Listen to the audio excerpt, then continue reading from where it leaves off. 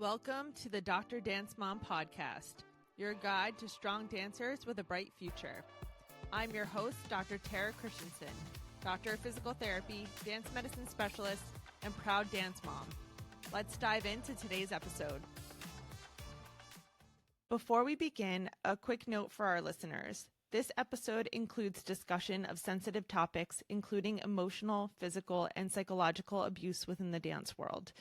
Some stories may be difficult to hear, especially for those with lived experience. Please take care of yourself while listening. Pause, skip ahead, or come back to the episode whenever you need to. Because this podcast is often shared with young dancers, I want to note that today's episode includes mature themes related to abuse in dance settings. Parents may wish to listen first or together with their dancer. Please take care in deciding what feels appropriate for your dancer. Welcome. Today's episode is an important one. We're stepping beyond technique and performance to talk about the deeper reality of what it means to grow up in the dance world. I'm joined by a very special guest, John English, who is the co-director of an independent documentary titled Unbound, a powerful film created about a group of dancers who have survived abuse within the professional ballet world and chose to form a new inclusive company to fight back against toxicity they've experienced in their careers. This film has already been out on the festival circuit and has won several awards and will be coming to worldwide platforms very soon. So in this conversation, we're going to hear a little bit more about the story behind the film. And I'd like to introduce our guest today. This is John English. John, welcome. Would you please introduce yourself and tell us a little bit about your background? Hello, and thank you, Tara. I think you've done a good job of introducing me already, but it's a pleasure to be on the show. I'm one of the co-directors of OTOXO Productions.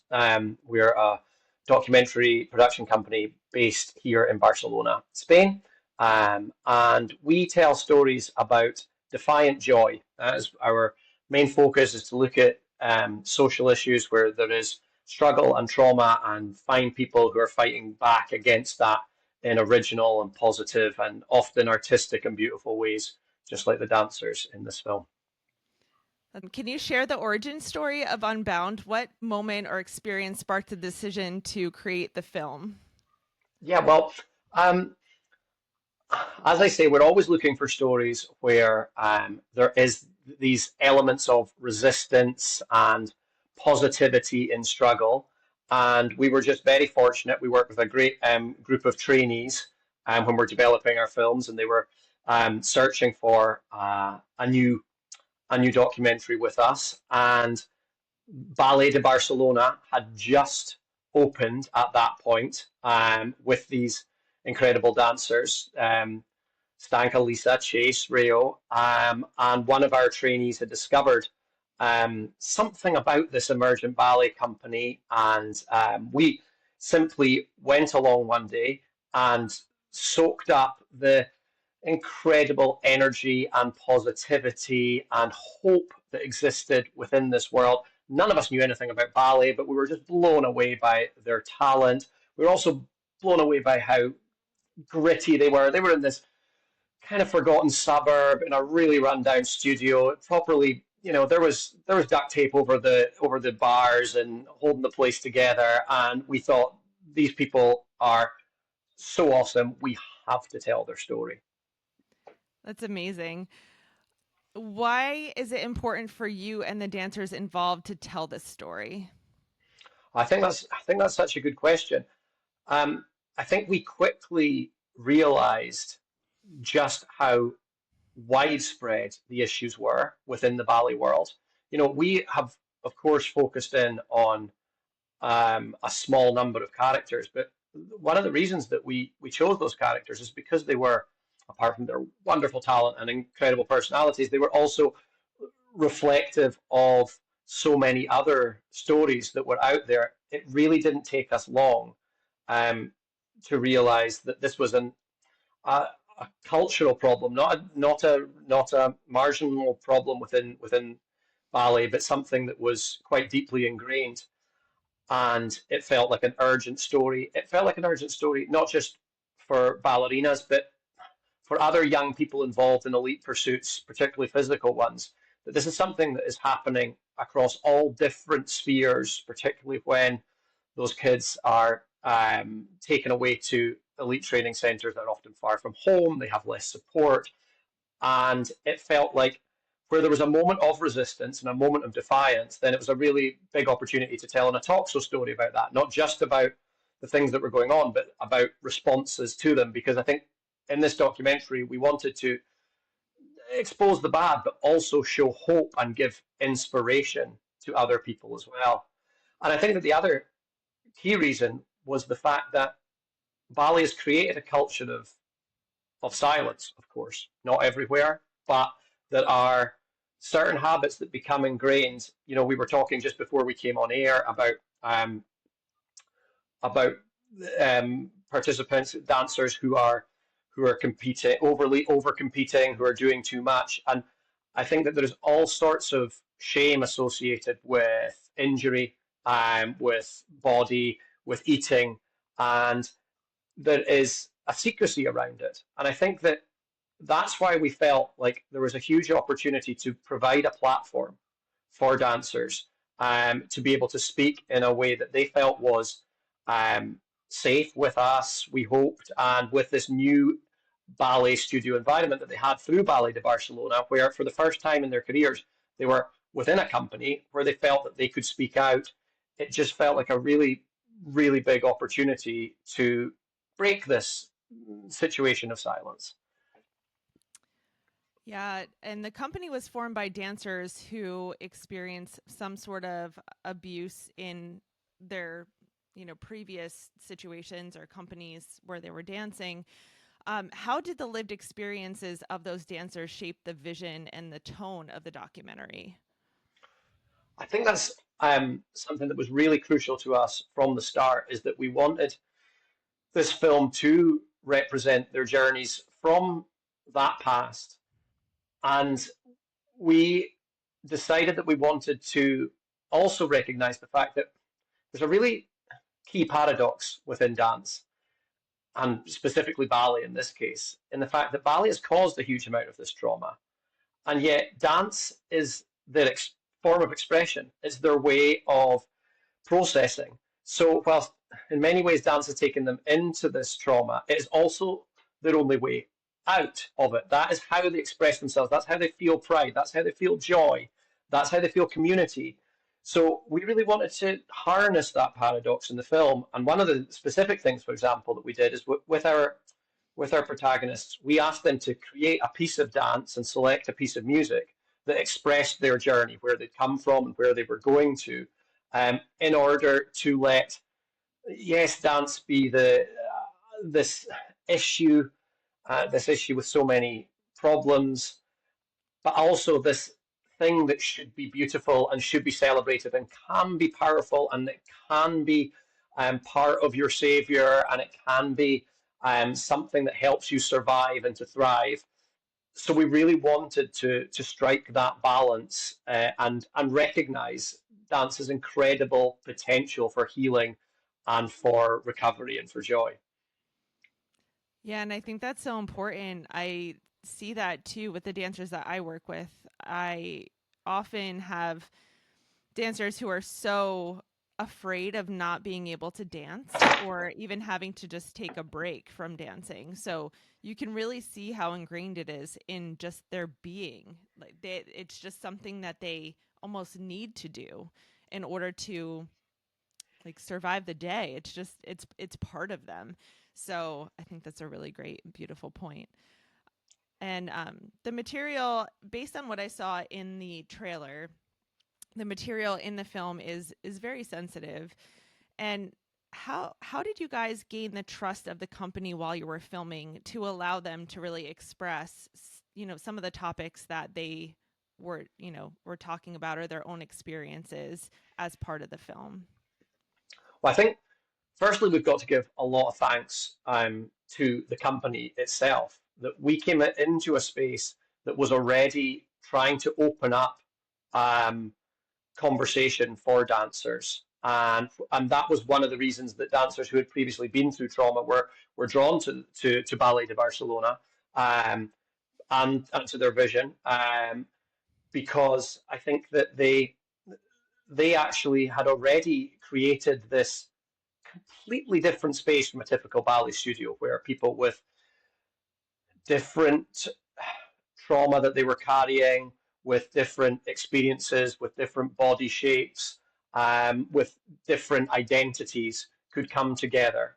So we felt very fortunate to be already entering that space. I think that was really important, and we had we had continuous conversation with the principal dancers like Stanka and Lisa and Rayo, and with the director Chase, about how we could navigate that. So their advice was so important there, because they were all, Chase often said to us, "I'm just learning on the job as well. I'm really making this up as I go along."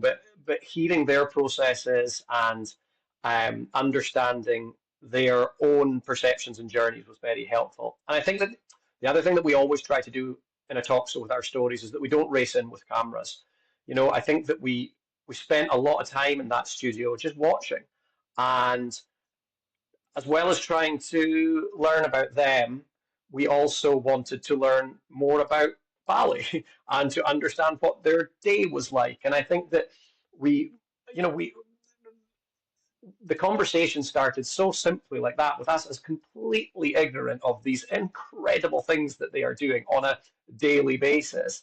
And just through inquiring about their routines, their exercises, their structures, I think that gave us a way to then start to approach the more sensitive issues. And also, I think just leaving space was really important as well. Quite often we would come to the studio and we would try and just sit on the floor with those guys when they weren't rehearsing. And if someone wanted to talk, they could approach us without us always being the person that was asking the questions. And often what was really lovely is that even if we did open up a conversation, we could then kind of take a step back, and it was the dancers themselves that then led that conversation. We were just allowed to listen and to develop our understandings from there.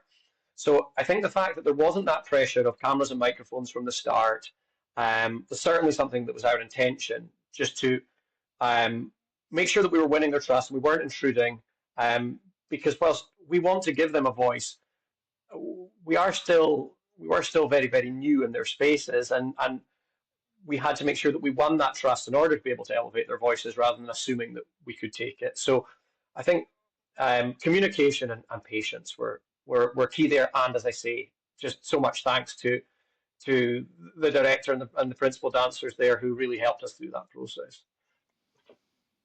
Yeah, it sounds like a very beautiful and sensitive way to approach that. So I absolutely love all of that. Was there a moment during production that you just had this aha moment where you were just like, man, like we're in the right place. This film absolutely has to exist. Was there something like that that occurred for you, or was it more just the more you learned, the more you were drawn to the story? I think there probably were two of those moments.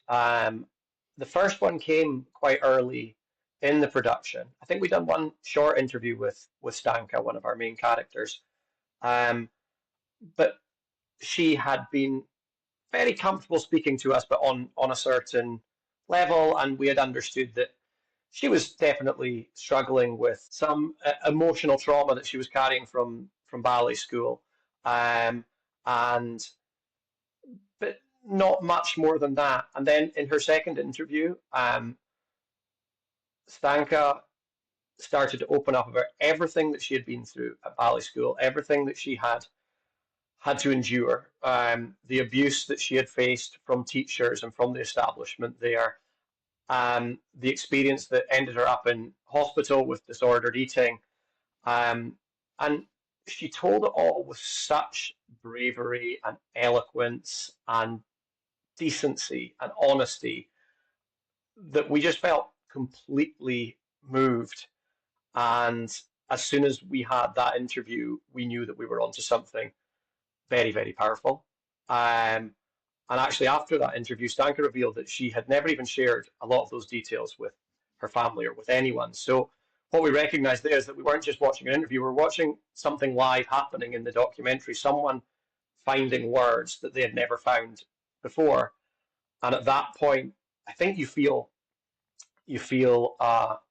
um, you feel the potential of the film, and you also feel a responsibility at that point as well. That you feel, well, the fact that she's given us this incredible testimony and found the reserves of strength inside her to do that means to me that we absolutely have to take this story forward.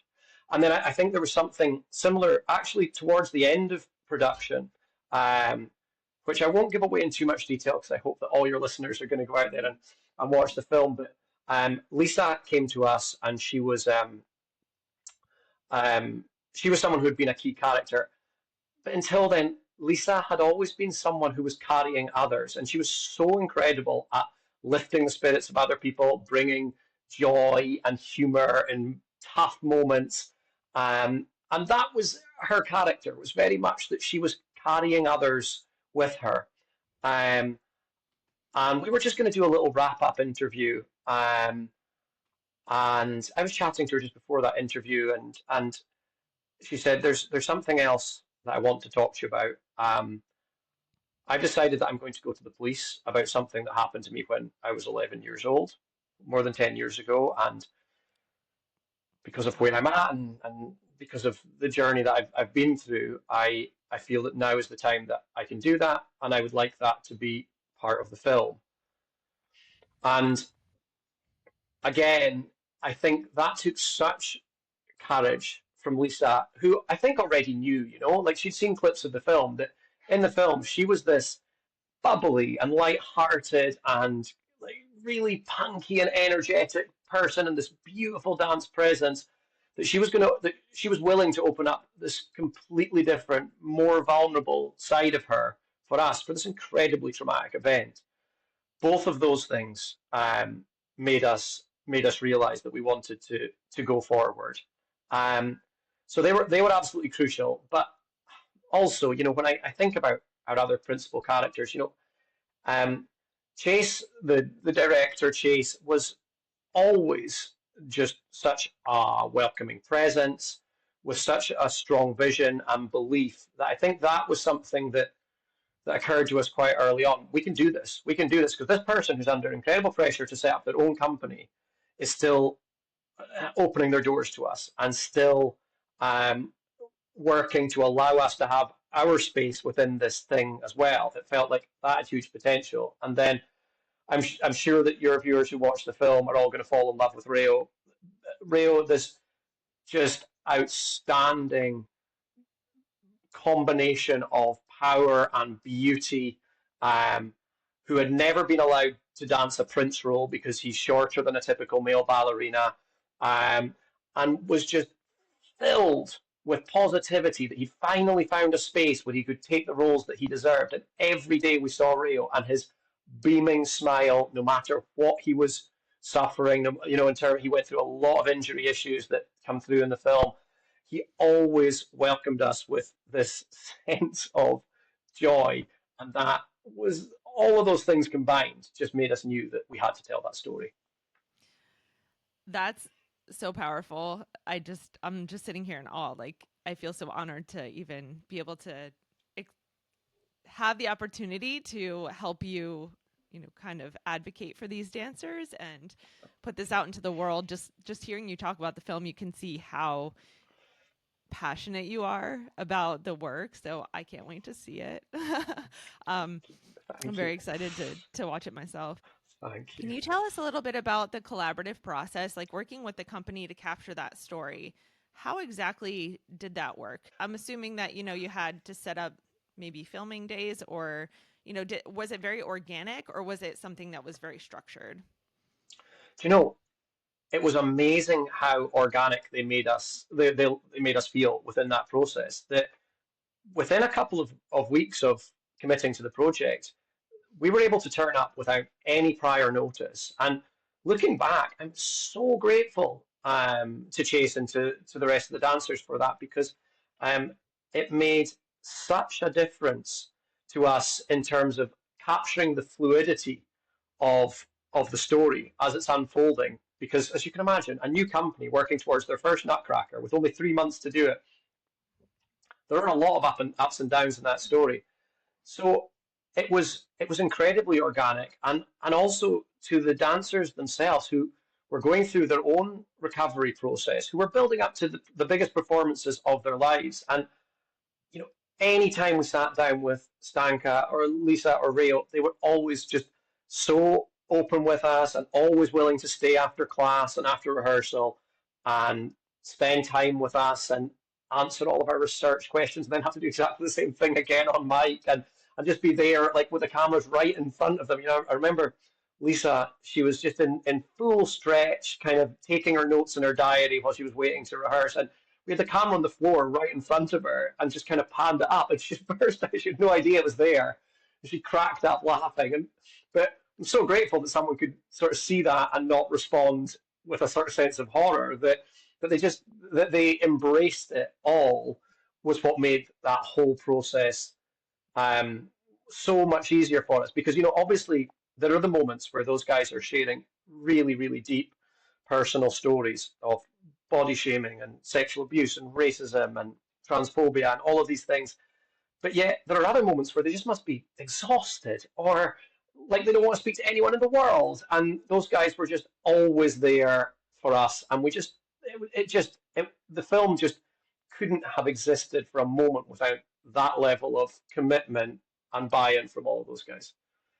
Yeah, it certainly sounds like there was a lot of great buy-in on both sides here. So, I mean, it sounds like magic, really.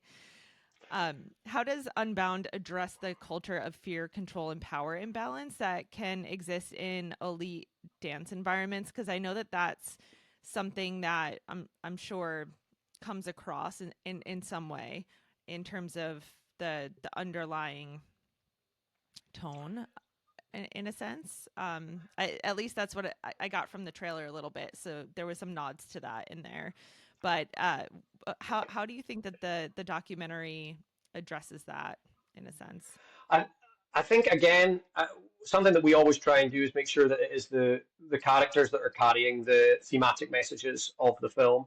Um, and I think that the way that the dancers spoke about previous experiences in schools and with previous directors really opens up that conversation, um, and really gave us the ability to simply like put those words on a pedestal rather than have to kind of force those thematic issues.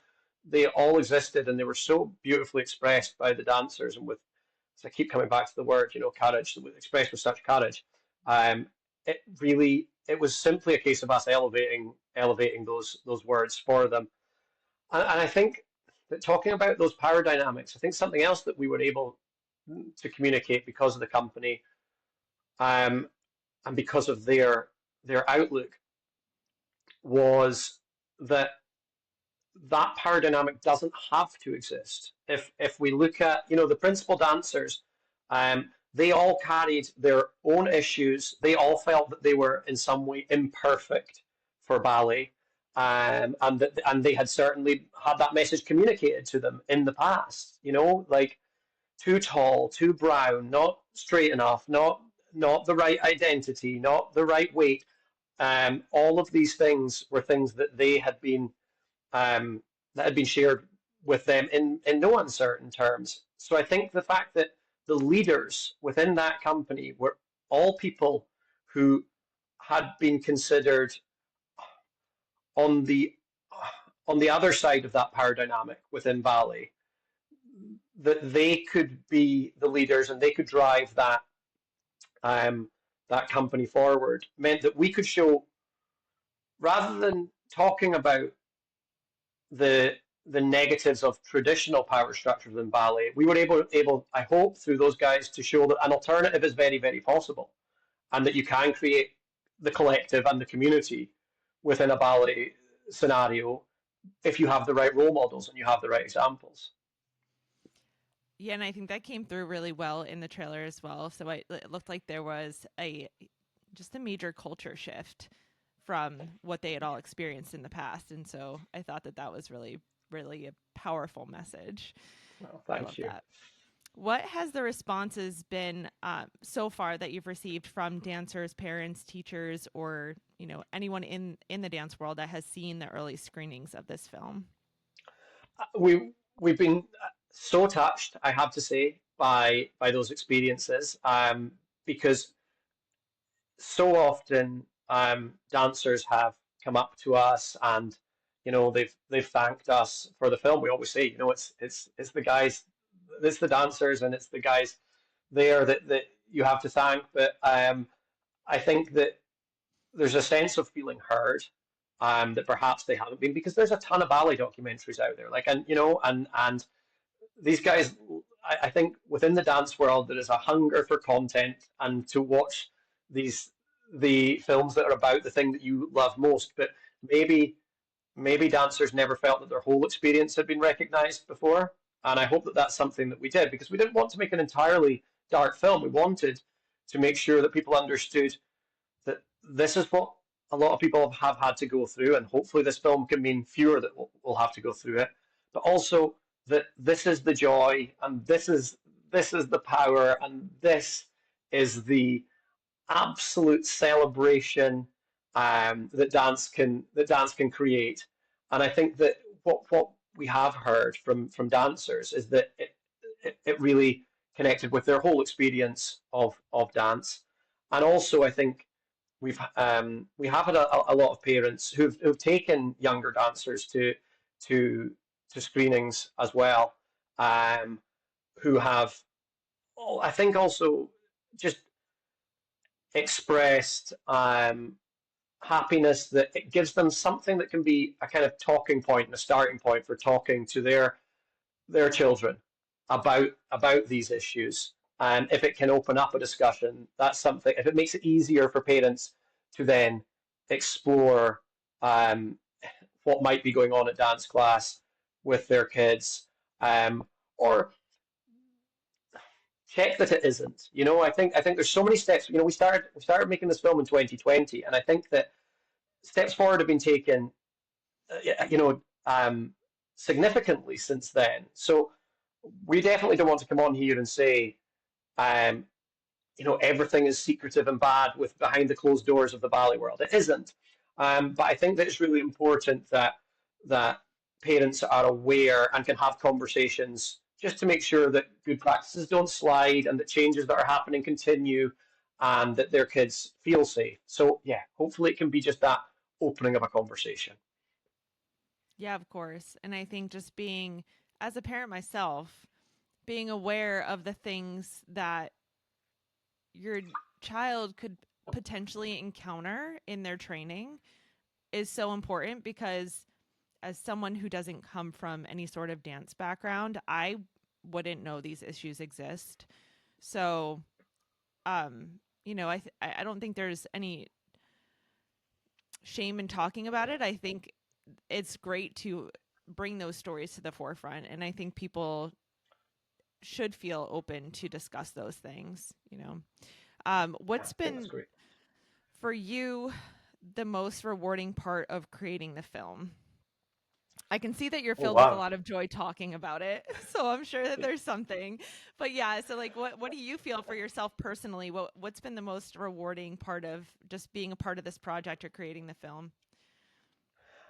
I think seeing how far the film has reached has been the most rewarding aspect of it. Because when we started this film, I think, we thought we were onto something. We thought we found something quite special.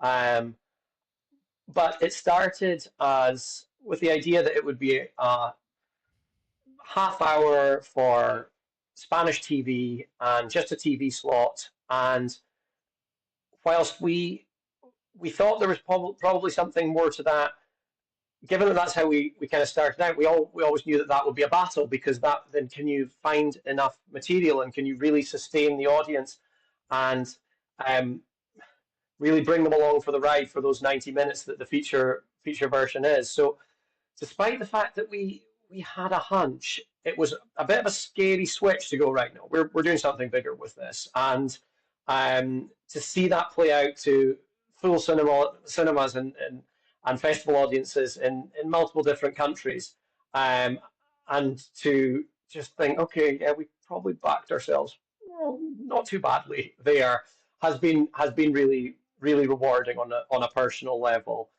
because it was a big step into the unknown, for us, and I hope that it's come off.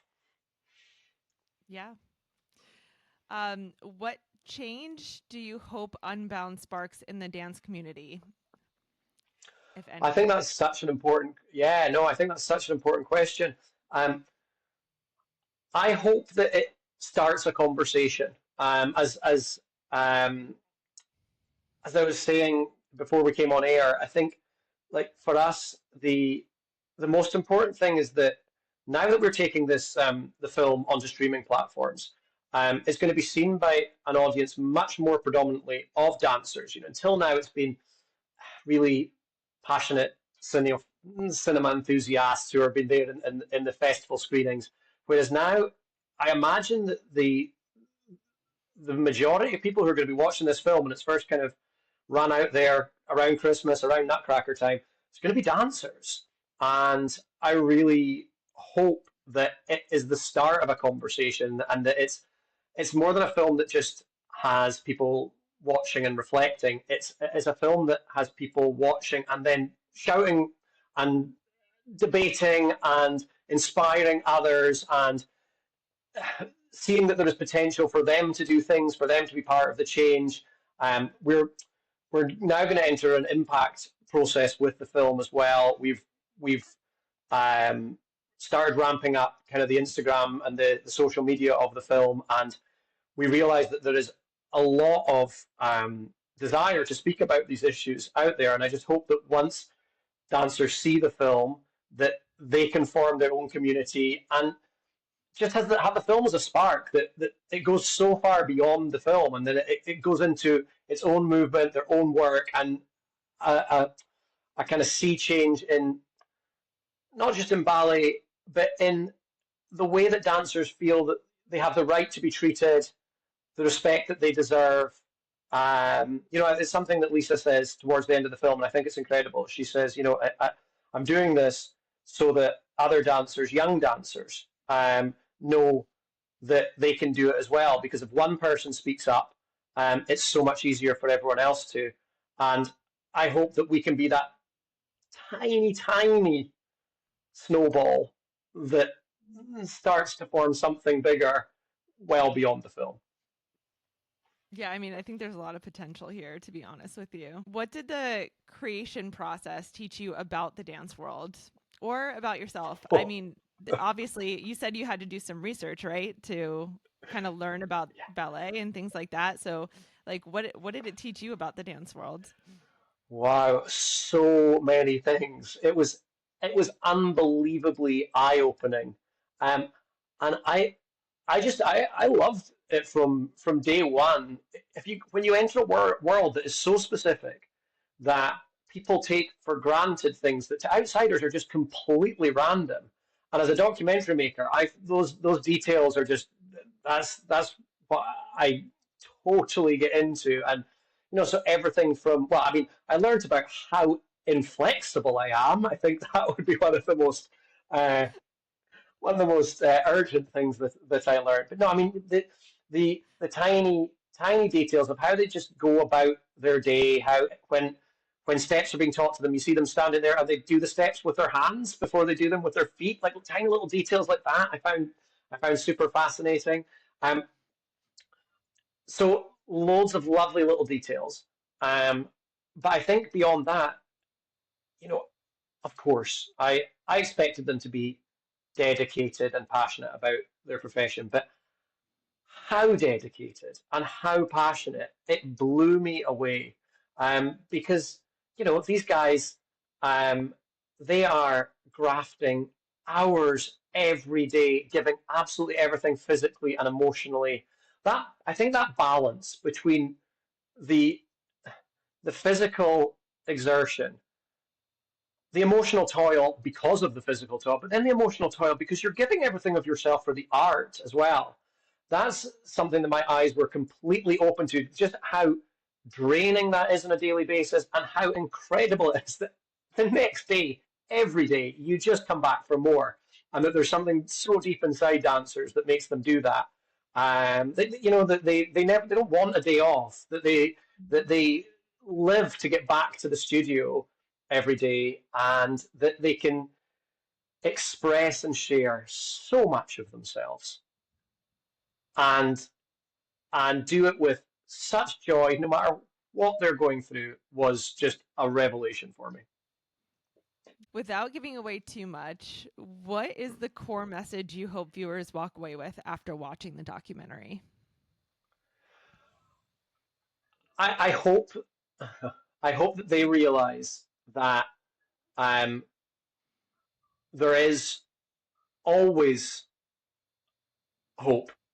I think that anyone who has been through trauma in the past, who still believes in their art, and who still dreams of doing something that other people have told them that they can't, I really hope that that is a message that carries beyond the dance world. I think it's incredibly crucial for dancers to realize that no matter how many negative, toxic opinions you might have heard in the past, the potential is still there inside you because of your passion and because of your courage. And I think that that spans out to all sorts of spaces for young people as well, who are constantly being either told that they're wonderful or that they're nothing. And it's such a difficult experience to go through. And this film confirmed to me that there is always resilience, and that we can inspire each other and to find that resilience in each other. So that's the message that I hope that people take away from the film. That's an amazing message. I absolutely love Thanks. that. Where is the film now in its journey? So I know that you had mentioned it's going to be available for streaming on worldwide platforms. Do we know what that looks like, or where it's going to be released and when? Yeah, absolutely. So from the 2nd of December, it's going to be on Amazon and Apple TV worldwide. That's across regions. It's going to have its televisual debut here in Spain in the new year, and then potentially in other countries in 2026 beyond that as well. And then we're really looking at the kind of the legacy project for the film. Um, Now that the festival run is coming to an end, and now that the film is destined for those smaller screens of Amazon and Apple TV, we're thinking that we would still like to continue some sort of physical in-person engagement for the film. So we're going to be speaking to Chase in the coming months and saying, well, where do you feel the legacy of this film should lie? And also going to Stanka and to Lisa and to Rio and getting their feedback years on now from when they started on it, and where would they like the film to stand as a testament to their work and to their energies and that segment of their life. Um, and I think that, yeah, we would like to continue having in-person screenings, and hopefully those can also contain roundtables and debates. And that I think what would be really wonderful is if ballet companies and studios themselves would like to take the film and screen it in front of their dancers. It would be a really courageous step for them to do in order to just stress test their own good practices and make sure that dancers felt comfortable to be coming to them about any issues and be active in engaging. I think that that would be incredible if that's the effect that it could have on the dance world as well. That would be incredible to see for sure. How can dancers, parents, teachers, studios, anyone support the mission of Unbound? Oh, in so many different ways. I think that the most crucial one, as I said before, is starting conversations. And I think that sometimes something like a film can be a way to talk about issues in a non-confrontational way, because you're talking about something else. You're talking about something that is on the outside, but it is a way that you can ease into debates that no one feels threatened or no one feels challenged. So obviously, the first thing I would say is I would really, really encourage dancers and parents to see the film. And if they do see the film, also to feel free that they can reach out to us because we love having conversations about the film. We'd love to engage with any dancer, any parent who felt that the film had touched them. I think that that's incredibly important as well. And then sharing the messages within their own dance communities. We live in an incredibly connected world now, and that is, in many ways, that's challenging and particularly challenging for dancers who feel pressures from the outside all the time through their social media.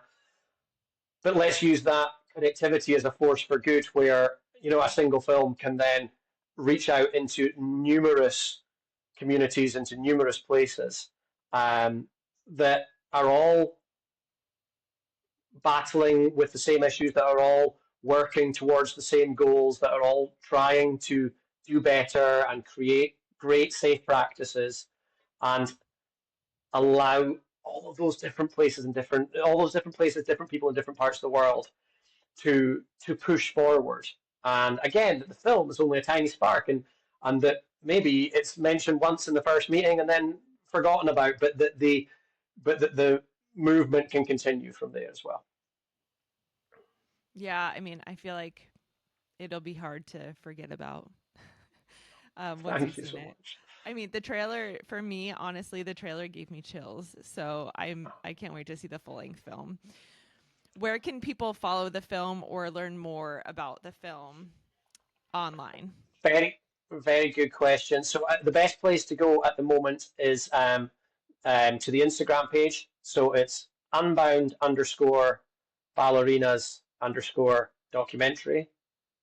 Um, if you type Unbound OTOXO, you'll find it. OTOXO is the name. OTOXO Productions is the name of the company. So also Unbound OTOXO will take you to our webpage where you can watch the trailer. You can also watch the trailer um, on the Instagram page, and that's where we'll be sharing specific details of the platform launch in the next couple of weeks as well. There's a ton of clips there, and over the next couple of weeks, we're going to be releasing lots of extra ones where you can all fall in love with all those incredible characters as well. So that's where I would go for all the updates. We'll definitely keep an eye out. Yeah, Do you have thank you any so much. final thoughts on the film or anything additional that you would like to share? Oh, I mean, I think I would just like to thank you, Tara, for having me on. It's great to see people who are motivated and passionate about this subject. I find that really, really rewarding. That the message, but also the medium, doing it through film is has been recognised by the likes of yourself. So I really, really appreciate that. I'm really grateful for your time and for just having this amazing conversation today. So thanks so much. Yeah, of course. You're so welcome. I am honored, honestly, to give you this platform to talk about your film. Oh, thank you so much again. Thank you so much for joining us for this conversation on the Dr. Dance Mom podcast. I want to extend my heartfelt gratitude to John for telling this story today. Unbound is more than a documentary. It's a reminder that dancers deserve safety, dignity, and respect at every level of their training and careers. And when we shine a light on some of these difficult truths, we can create space for real change. If this episode resonated with you, please share it with another dance parent, teacher, or dancer who would benefit from hearing it. Conversations like this are how we push the dance world forward, one community at a time. You can learn more about Unbound, upcoming screenings, how to support the mission by checking the links below in the show notes. Thank you for being part of this community, a community that believes in raising not just exceptional dancers, but healthy, empowered humans. Thanks for listening. I hope you enjoyed today's episode and learned something. Please be sure to follow or subscribe so you don't miss a thing. Also, make sure you head over to Instagram and YouTube and follow us there.